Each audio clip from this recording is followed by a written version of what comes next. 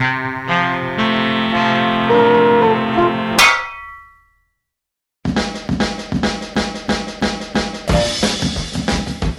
name's Mike Ellis. I have a problem. I rescue, refurbish, restore and revitalise vintage drums, in particular Premier drums. In this programme I'll share with you my adventures, ups and downs, ins and outs, triumphs and tragedies as I lavish some TLC on vintage British drums. Welcome to the Drum Fettler.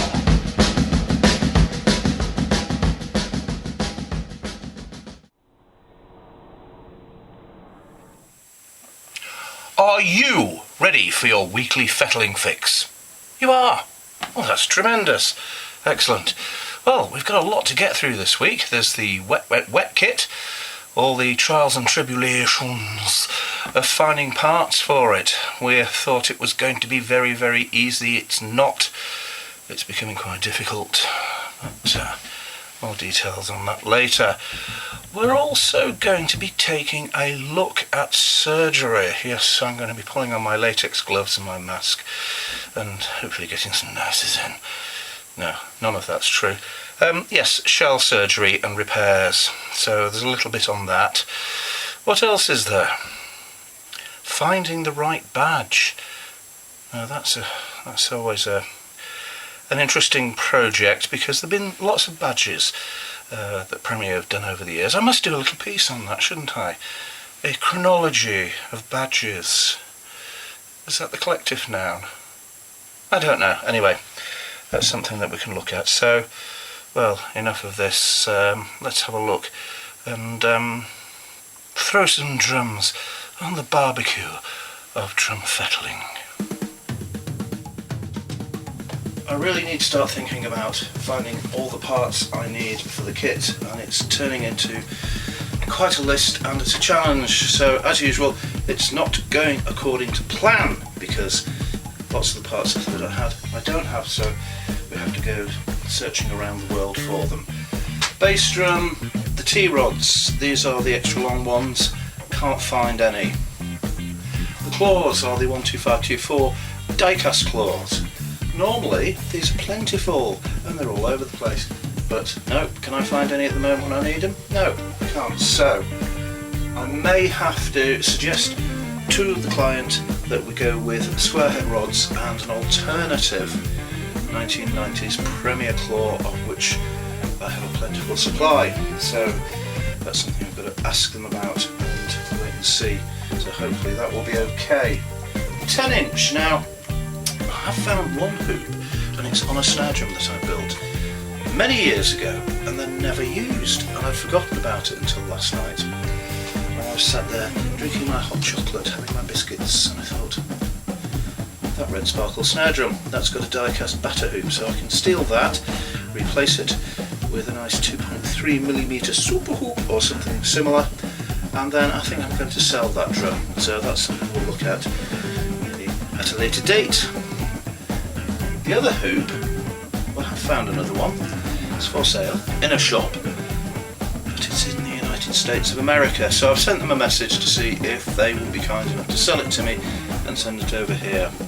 It's going to be quite expensive, but I don't seem to have any choice in the matter. The 12-inch, well, again, I thought I had plenty of hoops, but I don't. I've got 13s, plenty of 13s. What's a 12? So I've got to find the 12-inch hoops. See, it's all building up, all these parts I need. There. 16, well, good news there. I've got plenty of 16-inch die-cast hoops, so that's okay. 14-inch, well, the hoops are there, so that's all right. Now, the other issue that I'm kind of dreading, fills me with fear, and gives me the collie wobbles, is because this is a 90s resonator, is the inner liners could be glued in along these support spine, which is not the end of the world, but it is a bit worrying because obviously I have to get the inner liners out in order to get the lugs off, and when they're glued in, well, I don't know, I'd have to be very, very, very, very careful, which I always am anyway. It does worry me that if something does go wrong, it's a new liner, which is more delay and more expense, which we don't really want. So I need to go and make a list.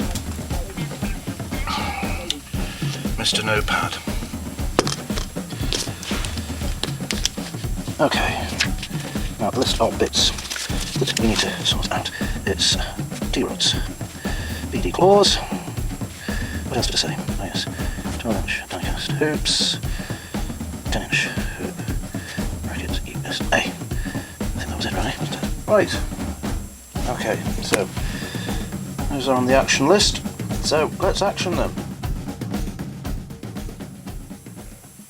Now, I know you're all well aware of my policy of never throwing anything away, and what I'd like to show you now is an example of something that you might think could be quite useless. This is a 20-inch birch shell. Now, as you can see, probably better looking from the inside, it's got a multitude of tom holder holes that it's acquired over the years.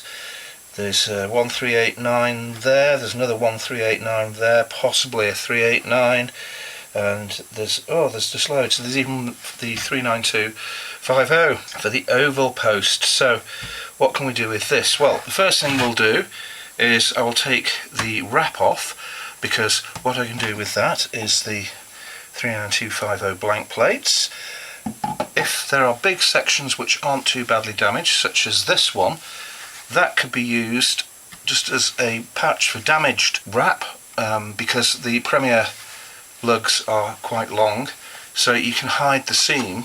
So you just replace basically that one panel and hide the seam, and the only bits that are showing are underneath the tension rods, which is only like a couple of inches. So we'll keep the wrap, but what we're actually going to do with this is give it a bit of heavy surgery, and I'm going to cut a panel out for a customer who's doing a similar sort of repair to a drum that's been peppered with tom holder holes. So what I'll do is I'll get the wrap off and then we'll get the chainsaw out.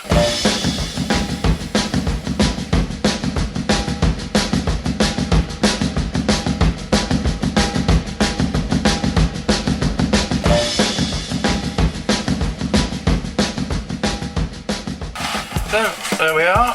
There's the shell with a bit missing, and there's the middle bit which is going to be posted off to hopefully a very grateful customer to help with his shell repairs. Remember, never throw anything away. It's always got a use, no matter how mullered it may be.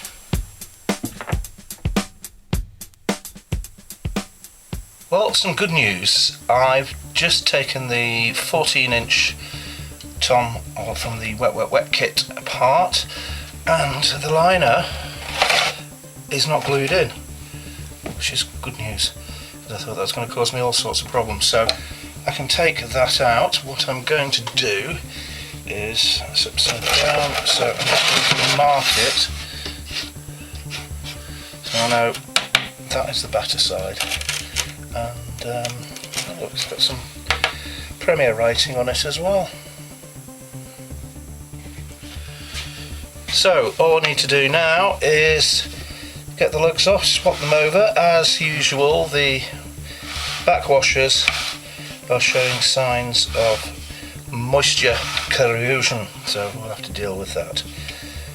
Great, well, that's good news.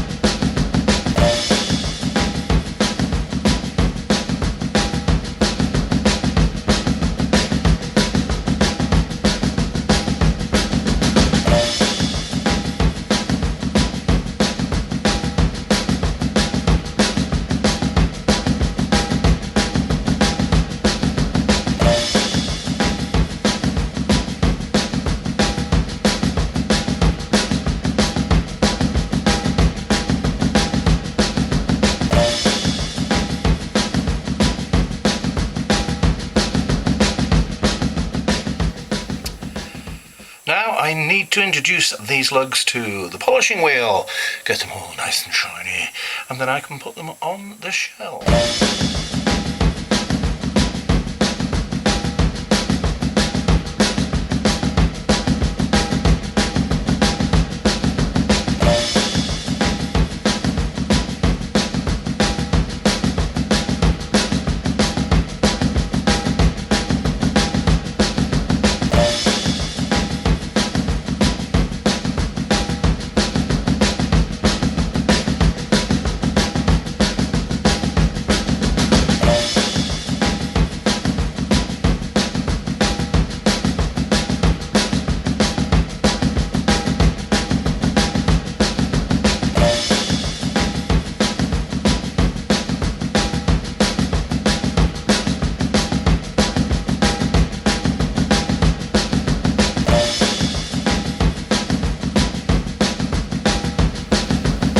That's the 14-inch done.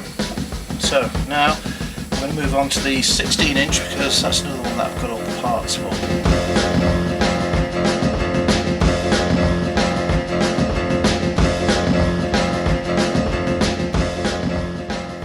My good friend and fellow Fettler, Tristan at Dramatic, needs a very specific component for a job he's working on. To the Fettle Cave! Right, I need to go on a little badge hunt. I need to find some of these. Now I've got one here, as you can see, in the box of badges. Now I think there might be another one still attached to a drum shell in the special outside store. So let's go and have a look. Not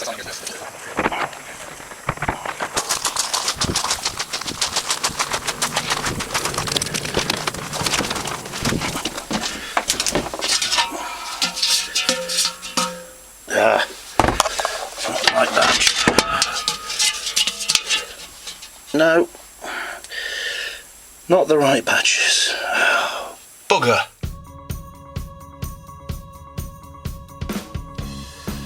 Okay, the 16. Got the lugs here, the chrome ones to replace these gold ones, and all the nice shiny insidey bits are all here, and all the chrome tension rods. Now, on the subject of the other drums, it's uncharacteristically difficult at the moment for me to get some 12-inch die-cast hoops, which I didn't think would be that much of a challenge, but it's turning out to be a lot more difficult. So, but I you know, it's a quest I've got to fulfill. So we'll have to wait and see what happens there. The 10-inch latest update, the one that I found in the States, they will sell it to me, but they won't ship it to the UK. So, shipping to the United Kingdom of Great Britain and Northern Ireland and its associated little islands is totally out of the question for some reason, but what can I do? So I'm trying to get them to send it to a friend of mine in Maryland. Hopefully that will be that, and the 10-inch will be done then. I'll just have to wait however long it takes for it to wing its way over here. It's never straightforward, is it? No. And the bass drum, of course, I need to get some answers on the claws and the rods, because we've got to change those for a slightly different design. So, well, I'll get on with the 16, I think.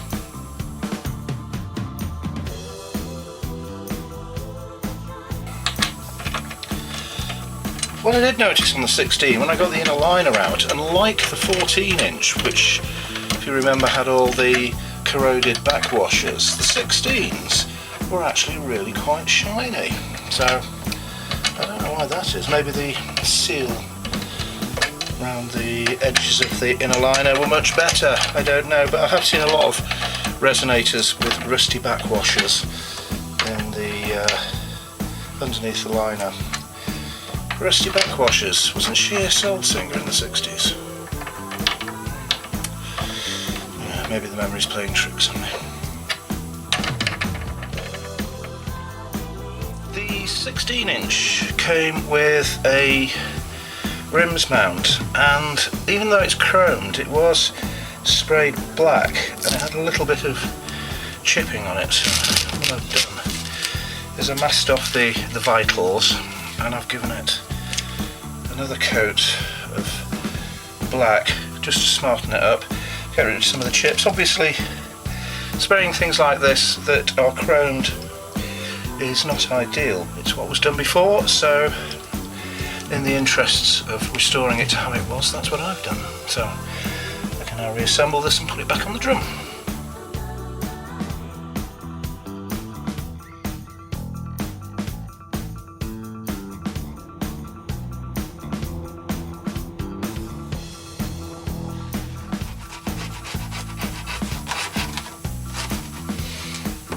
I'm just having a go at this Polo head, I believe it's called. Yes, CL Polo. It's an original head, and I think it's worth having a go at rescuing it, even though it's got this tear in it, because it's got a perfectly cut hole, and we all know how difficult it is to cut a hole in your bass drum head. So it's an original head, and I think I might be able to effect a repair of sorts. Now you can see that somebody has already had a go with the gaffer tape solution, which is all very well temporary, but that's probably about 30-year-old gaffer tape, and it's all gone very hard and unpleasant to remove. So with a bit of paint stripper, I'm just trying to soften up the glue so that I can remove it using my little scrapery type thing.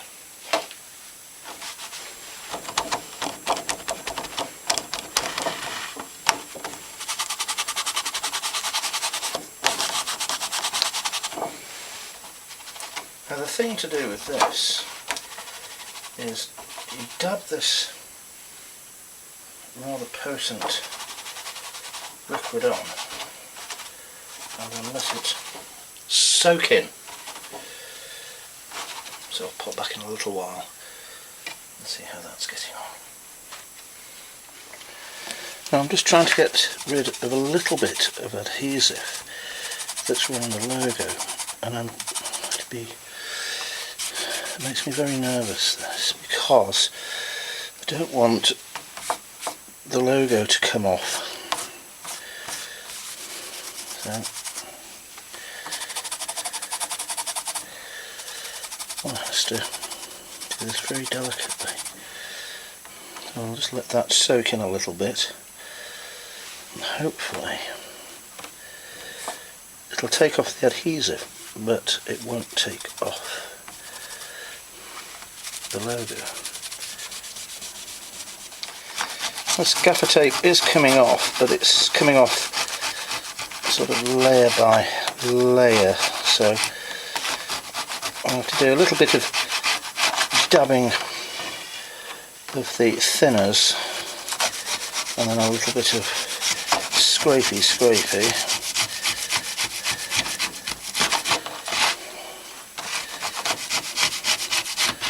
It's coming off bit by bit.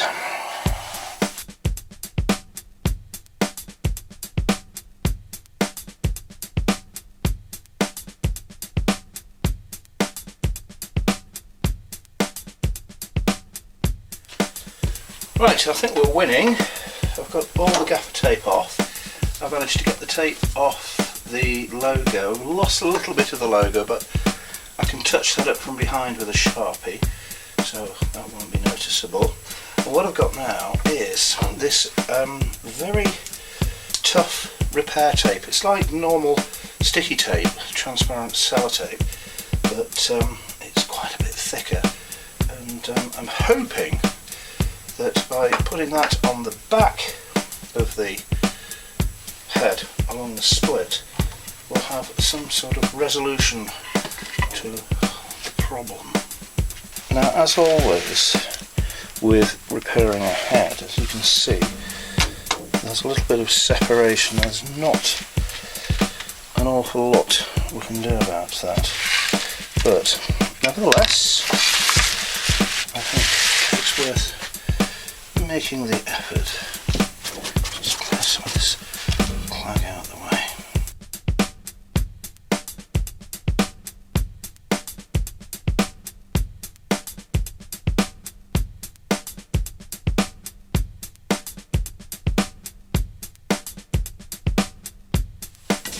we go, touched up the Premier logo with a Sharpie. It's not perfect, but it'll certainly work for what I've got in mind for it. Time for the 10-inch. Here it is. Now, you will recall that we're having some problems with the hoops, and the original plan was, or still is, I'm trying to get one from the United States of America via a friend from a shop that won't ship internationally. So where's the other one coming from? Well, it's going to come out of this case, or at least it was, because in here is my Red Sparkle mini snare drum. I made this some time ago, and it has a die-cast hoop, but I've just noticed it's a 6-lug. During the 1990s, Premier changed their 10-inch hoop from a 5-lug to a 6-lug. So, yet another monkey wrench in the works, another pole in the spokes.